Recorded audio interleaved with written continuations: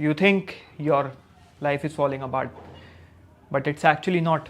It's collapsing on purpose. Your mind may call it as depression, your religion may call it as punishment, but the mystics, they call it as the dark night of the soul. My friend, this is not the end of your life, it's the death of the life you were never meant to live. You were never meant to live this. The great philosopher Friedrich Nietzsche said, one must still have chaos in oneself to give birth to a dancing star. If you actually feel lost, numb, detached, maybe you're not breaking down. Maybe you're breaking open. And this is where people fall into. This is a trap that people fall into. So let's break this down into stages. I call these as the stages for dark night of the soul. Stage 1 is the mirror, which is the awakening process. It begins very quietly, very subtly. One day, the things that once gave you meaning stop making sense, and success starts feeling hollow. People feel distant, religion feels scripted, you feel as part of this system, kind of like the movie Matrix. And the world that once felt very solid begins to crack. You start finding cracks in the armor. You start asking questions like, why am I even here? Who am I without all of this? Why was I doing all of this? The ego caused this depression, but the soul, if you believe in one, it calls it the beginning. You may not be enlightened, and you are not enlightened. You're just disoriented. It's like the light just turned on in a room you didn't know you were sleeping in. It just started out. This stage feels very painful because your old self doesn't want to die, it wants to live. The same mind that built your identity now fights to protect it. Like Socrates once said, the unexamined life is not worth living. But he never warned that the examined life can actually burn and burn you to ashes. This is where the stage in creeps in, which is the descent, purification. This is the exact stage where most people break. It's not peace, it's kind of a civil war inside your own head. Rage, despair, grief, confusion all surface at once. It's like bubbling, everything bubbling out at once. You feel like a stranger in your own skin. You feel disoriented. You feel like an alien. The world, when you try approaching the world with all of these symptoms, the world calls this as mental breakdown. But in mystic terms or spiritual terms, it's the purification of your ego. Every attachment begins to fall apart. People, ambitions, belief systems, things that you once loved starts falling apart. You think you're losing your life, but what's actually dying is your illusion of control. Carl Jung wrote, there is no coming to consciousness without pain. Pain is meant to be. This is the burning of the false, the disillusionment of everything you pretended to be. It's not glamorous. It's not bliss.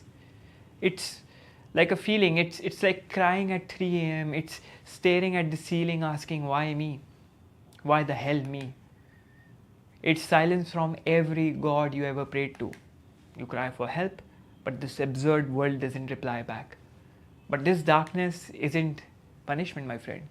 It's initiation. You are being emptied because only the empty can be filled with truth. That is the only absolute truth if you believe in one. And this is where stage 3 steps in, which is the void, kind of an illumination. After all of this chaos that you go through, there comes a sense of stillness, but not the kind you expected. There are no fireworks, there is no enlightenment glow. It's very quiet. It's very subtle. Because you just stop reacting. You stop chasing. You just observe. The Buddhists call this emptiness. Not nihilism, but the end of identification. Because people tend to confuse this sort of feeling with nihilism, which is utter gloominess or lack of meaning in life. I don't want to go into the types of nihilism. Let's just keep that for some other video. You start realizing that you are actually not your thoughts, not your emotions, not even your story. All of this narrative was just weaved on upon you. Maybe you weaved it, but here's the trap. Many mistake for this neutrality for numbness and relapse, and they just spiral down back into the distraction that they once came out of. They start craving intensity again. And philosophers like Marcus Aurelius, the great Stoic philosopher, said nowhere you can go is more peaceful than your own soul, when you have found it, obviously. The void is that place, but it feels alien at first. It feels full of illusion, because peace is unfamiliar when all you have known is noise. Noise from left, noise from right, noise from front, noise from back. You're being hurdled with all these noises. And this is where stage 4 comes in, which is the return, kind of a union. Enlightenment, my friend, isn't escaping the world. It's returning to it differently. You don't become supernatural, or you don't get supernatural powers. You just become ordinary, consciously. You become ordinary with a sense of consciousness. You may still feel pain, but it no longer actually defines you. You may still have goals, but they no longer enslave you. You're not a slave of your goals and desires anymore. When we talk about union isn't about floating above humanity, having a sense of superior ego. It's about embodying it fully. You become human again, but this time an awake human. This time fully awake, eyes wide open, looking everywhere, being aware of what's happening around you. If you have gone through the Taoist philosophy, the Tao says before enlightenment, chop wood, carry water, and after enlightenment, chop wood, carry water. Ordinary. You realize, this is the point of time where you realize the sacred was always hidden in the simple. It was hidden in plain sight. It was just meant to be grasped, and you were not able to do that. This is where the loop comes in, because people start feeling as this to be an endless loop, because it feels endless.